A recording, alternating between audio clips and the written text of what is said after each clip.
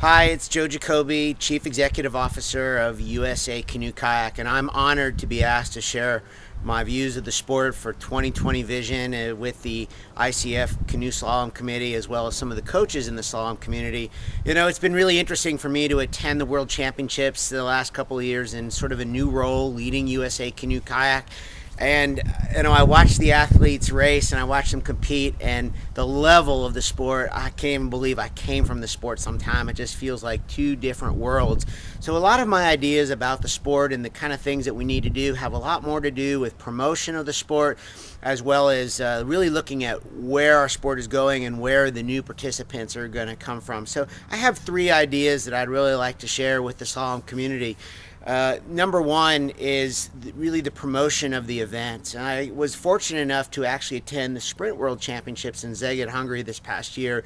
Boy, if there's ever a country that had all the makings to just promote high-level paddlers and come see the best in the world, Hungary has it. I mean, it was an amazing scene. But what I like about what the Hungarians did is that they really pulled it together, this rock and roll theme that really went beyond just, hey, come and see great racers, but something that could really brand the sport and really tie so many countries' participation in the sport together.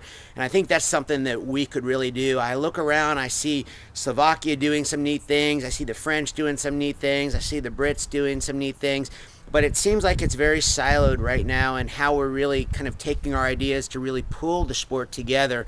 So I think we really need to work on some thematic ideas that really will help us promote the sport with a singular message and something that our athletes, our coaches, our event organizers, and our sponsors can really buy into. Number two, in the broadcast of slalom, I actually think we need to really work on how we put together the broadcast and the commentary as well.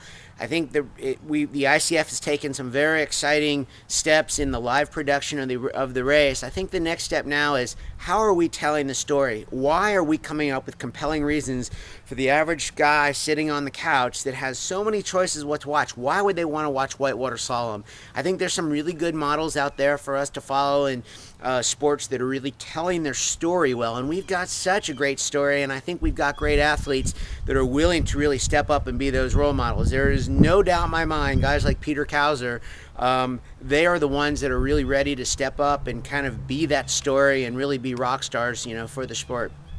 The third thing is a little bit of a different track. It's something I see here in the United States, and that is, what is whitewater slalom's relationship with recreational paddling is going to be? And I think this is an important question, not just in the United States, but in a lot of countries where baby boomers are driving the canoe kayak market and those recreational boat sales.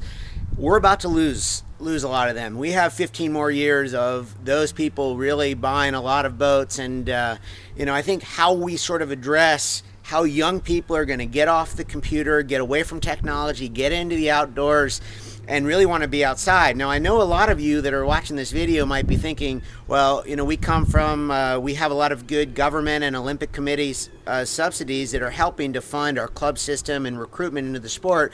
But as you look at the world economy right now, that's not something that we can really rely on for a long period of time. We've got to really build relationships with recreational paddling and figure out what that part of the sport is going to look like over the next 10 years, the next 20 years, the next 50 years, and figure out what our relationship is going to be with it, because there's some serious money that transfers through there, and there's a fan base and a chance for us to recruit better participation as well.